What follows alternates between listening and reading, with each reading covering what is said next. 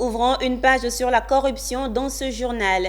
La Haute Autorité pour la bonne gouvernance, en abrégé HABG, et la Chambre nationale des commissaires de justice de Côte d'Ivoire ont procédé à une signature de convention relative à la déclaration du patrimoine à Abidjan. Cette convention vise à donner les moyens juridiques à la HABG à travers une ordonnance pour rappeler à l'ordre les non-déclarants et procéder à des sanctions en cas de non-respect des déclarations de leur patrimoine.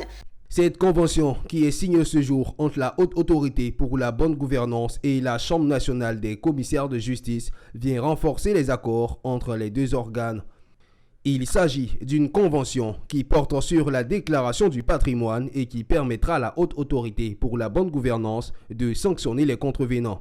Après les phases de sensibilisation et de rappel à l'ordre, place désormais à la censure. La sanction encourue, c'est une amende.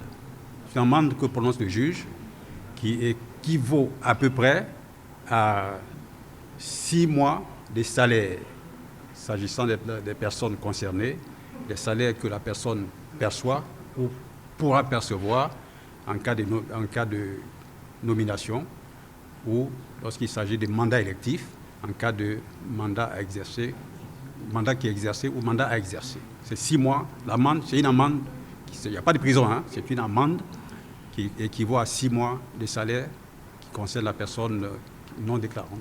Il s'agira désormais pour ces officiers de justice d'établir des actes qui serviront de preuve dans l'exécution de cette mission. Notre rôle serait d'inviter, sinon d'inviter les assujettis pour des raisons que j'ignore, qui n'ont pas peut-être volontairement déclaré leur patrimoine, à venir à la haute autorité pour déclarer leur patrimoine. Voilà un peu notre rôle. Effectivement, lorsqu'on sera requis par la haute autorité, aller vraiment au domicile ou au service de ces personnes assujetties pour leur donner l'information qu'ils sont appelés. Pour laisser trace écrite en fait. En réalité, pour laisser trace écrite, pour ne pas que l'assujetti dise que n'a jamais été convoqué, n'a jamais reçu telle invitation, c'est tout. Notons que le pourcentage de déclaration de patrimoine en Côte d'Ivoire est estimé à 79% selon la Haute Autorité pour la bonne gouvernance. Cependant, des efforts restent à faire pour combler ce déficit.